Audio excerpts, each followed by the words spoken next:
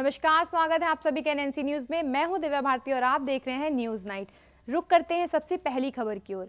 महाराष्ट्र में बीजेपी और शिवसेना की 25 साल पुरानी दोस्ती टूट गई है और बीजेपी नेताओं की तरफ से इसका ऐलान भी कर दिया गया। सीट बंटवारे को लेकर पिछले 15 दिनों से जारी गतिरोध भी लगभग खत्म होता दिखाई दे रहा है। तो वहीं महागठबंधन में शिवसेना के नए फॉर्मूले से नाराज छोटे दलों के अब बीजेपी के साथ जाने की संभावना भी बन रही है। साथ ही साथ बीजेपी ने यह भी साफ कर दिया है कि वह महागठबंधन के बाकी दलों को लेकर महाराष्ट्र में अपनी आगे की राह तय करेगी।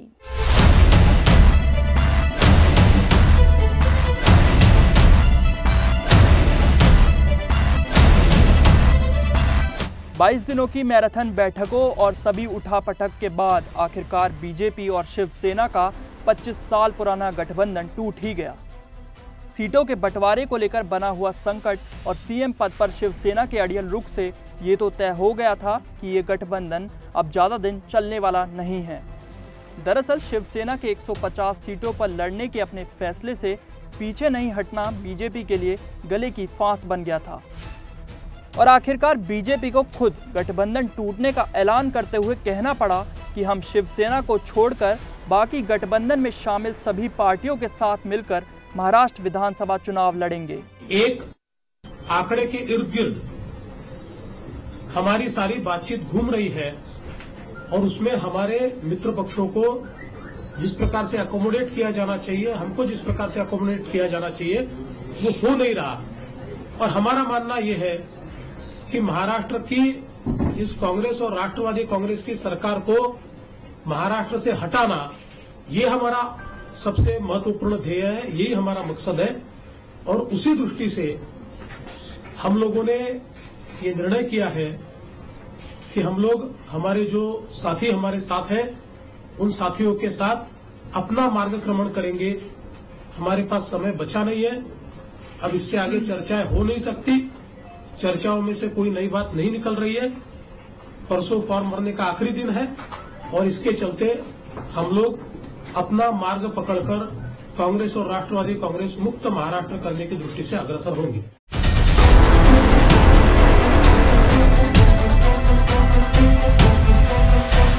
अब जबकि गठबंधन टूट ही गया है तो दोनों पार्टियों में आरोप और प्रत्यारोप का दौर भी चलना लाजमी है और इसकी शुरुआत शिवसेना की तरफ से हो भी गई है।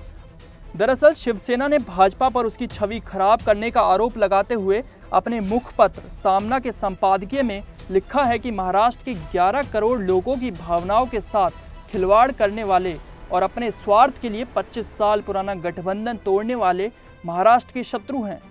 इतना ही नहीं, संपादकीय में उद्धव ठाकरे ने महाराष्ट्र की जनता से भावनात्मक जुड़ने के लिए एक कविता भी लिखी है, जिसमें कहा गया है कि जो उड़ चले वो कौवे हैं और जो रह गए वो अपने हैं। इसी के साथ ही शिवसेना ने ऐलान करते हुए कहा कि शिवसेना उद्धव ठाकरे के नेतृत्व में महाराष्ट्र में अकेले ही चुनाव लड़ेगी। एक तर्फी युती ठेवायची का नाही याचा निर्णय जर भारतीय जनता पक्ष घेणार असेल तर त्याकरता शिवसेना आपल्या पद्धतीने निश्चित स्वरूपात आदरणीय उद्धवजींच्या नेतृत्वात त्याला योग्य ते उत्तर देईल। भले ही भाजपा इस टूट के लिए शिवसेना की जिद को जिम्मेदार ठहरा रही हो, लेकिन कहीं ना कहीं इस टूट के लिए भाजपा का अहंकार भी जिम्मेदार है। महाराष्ट्र की जिस सत्ता रूपी बैतरनी को पार करने के लिए 25 साल पहले शिवसेना और बीजेपी ने गठबंधन किया था, क्या अब अलग अलग रास्ते पर चलकर सफल हो पाएंगे? बहरहाल अब देखने वाली बात यह होगी कि इस जिद और अहंकार की जंग में जीत किसकी होती है। लोकेंद्र त्यागी और मन राजपूत के साथ bureau report, NNC news, Delhi.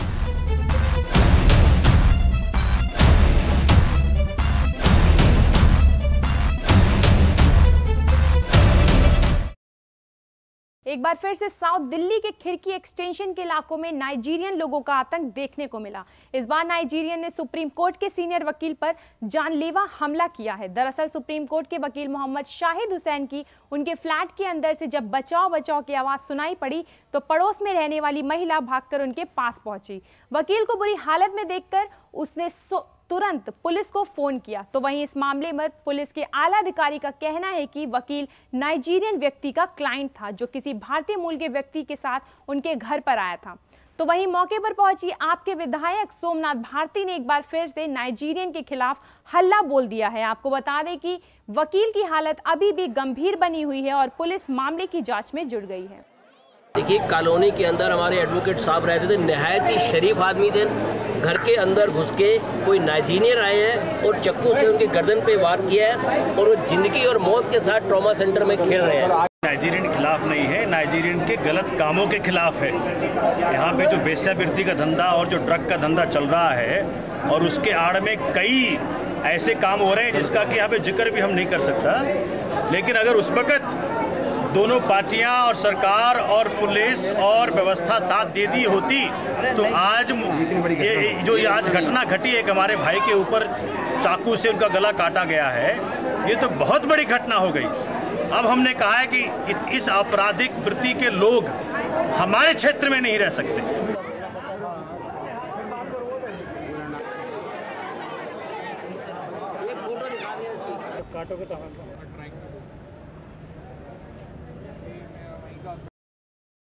भीषण बाढ़ की मार झेल रहा असम इस समय सबसे बुरे दौर से गुजर रहा है। गोलपारा जिले में जहां अब तक 90 गांव डूब चुके हैं तो वहीं 1.5 लाख से ज्यादा लोग विस्थापित हो गए। 2 दिन की इस भीषण बाढ़ में चट्टान खिसकने की वजह से बहुत सारे लोगों को अपनी जान गंवानी पड़ी। बाढ़ प्रभावित क्षेत्रों में राहत और बचाव कार्य के लिए 550 से अधिक कर्मियों वाली एनडीआरएफ की 11 टीमें तैनात की गई हैं और प्रत्येक टीम में 50 से अधिक कर्मी हैं। आपको बता दें कि बाढ़ से अब तक 14 लोगों के मरने की पुष्टि हुई है।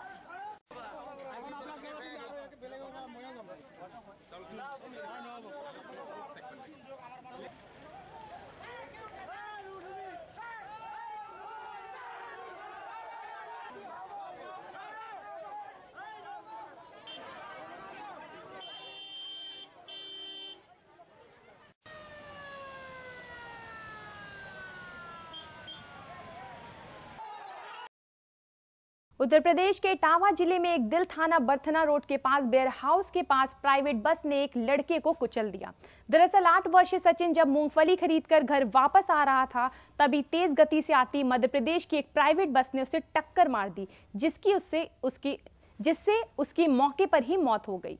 घटनास्थल की तरफ पहुंचे लोगों ने बस चालक को खींचकर पीटना शुरू कर दिया और बस की तोड़फोड़ के साथ साथ सड़क पर जाम भी लगा दिया। घटना की जानकारी होते ही एसडीएम सदर सीओ सिटी अधिकारी पुलिस बल के साथ मौके पर पहुंचे और चालक को बचाकर अपने संरक्षण में लिया। गौरतलब है कि लोग मुआवजे की मांग पर अड़े थे, जिसकी वजह से उन्होंने जाम खोलने से मना कर दिया था। लेकिन सदर विधायक रघुराज सिंह शाक्य ने मौके पर पहुंचकर मृतका के आश्रितों को आर्थिक मदद और मुख्यमंत्री राहत कोष से भी हर संभव सहायता दिलाने का आश्वासन दिया। तब जाकर लोगों ने जाम खोलने को तैयार हुए। इसके बाद शव को बरामद करके पोस्टमार्टम के लिए भेज दिया गया है। हम तो एमपी के हैं, रतलाम जिले से आए हुए। ये सब दरगाह शरीफ से देख के आए ना, वो जैसे छोरा आया नहीं तो रोके इतने तो अंदर घुस गया वो मूंगफली का। तो हम आगे बैठे थे, जैसे उतरे ना हमें मारने लग गए सबके साथ, मेरे 2 ही चोरों को सब। अच्छा, ये एक प्राइवेट बस है जो यात्रियों को लेके आ रही थी। तेजी और लापरवाही से चलाते हुए एक 8 साल का बच्चा जो यहाँ के लोकल निवासी है उसका एक्सीडेंट हुआ, जिससे वो खत्म हो गया है और ड्राइवर हमने अरेस्ट कर लिया है। तो मुकदमा पंजीकृत कर कार्रवाई की जाएगी। कोई वैसा नहीं, उसका कोई गरीब सब्जी बेचने वाला है तो जिसकी मदद हो उसकी मदद कराने का काम करेंगे माननीय मुख्यमंत्री जी से, और जो मदद हो सकती है हम लोग मदद कराने का काम। मंगलयान मार्स ऑर्बिटर मिशन की सफलता ने भारत को अग्रणी देशों की सूची में लाकर खड़ा कर दिया है।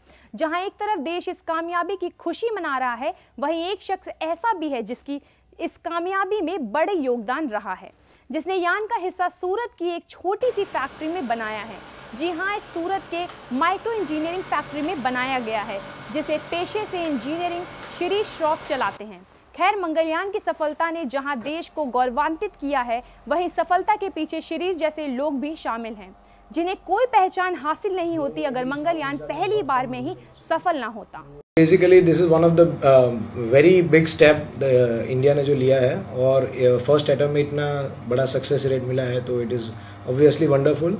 And as everybody will be knowing now कि we are the first in the whole world जो पहले अटेम्प्ट में इतना बड़ा अचीवमेंट अचीव कर सका है। हमारा जो एसोसिएशन इसरो के साथ है, it is basically a confidential matter. So basically जो आप पार्ट्स जो डिटेल में पूछ रहे हैं, that obviously I cannot disclose, but there are many parts that we have made for the orbiter mission along with other parts also for the other projects.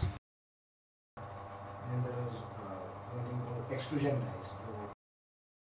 Tamil Nadu के कांचीपुरम में छात्रों ने जमकर हंगामा किया. पूरा मामला श्री चंद्रशेखरेन सरस्वती विश्वविद्यालय का है, जहां छात्र विश्वविद्यालय के गर्ल्स हॉस्टल में लगे गुप्त कैमरों को लेकर हंगामा कर रहे थे. छात्रों का कहना है कि इलेक्ट्रीशियन के खिलाफ किए गए विश्वविद्यालय के निर्णय से वे संतुष्ट नहीं हैं. गौरतलब है कि लड़कियों के हॉस्टल के बाथरूम में एक मोबाइल मिला जिसमें लड़कियों की रिकॉर्डेड वीडियो मौजूद थी. शिकायत करने के बाद पता चला कि मोबाइल इलेक्ट्रीशियन जे राजा का था, जिससे छात्रों में नाराजगी थी. वहीं दूसरी तरफ शिकायत दर्ज होने के बाद पुलिस मामले की तफ्तीश में जुट गई है.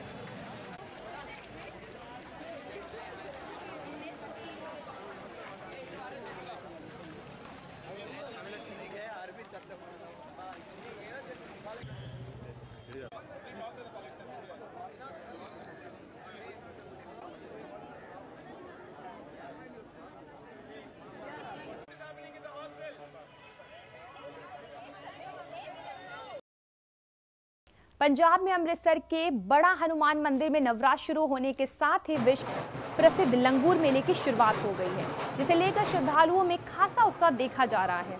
क्या बच्चे क्या बूढ़े सभी इस मेले में लंगूर बनकर आते हैं और पूरे 10 दिनों तक ब्रह्मचार्य व्रत के साथ साथ पूरे सात्विक जीवन को व्यतीत करने के साथ हनुमान की आराधना करते हैं.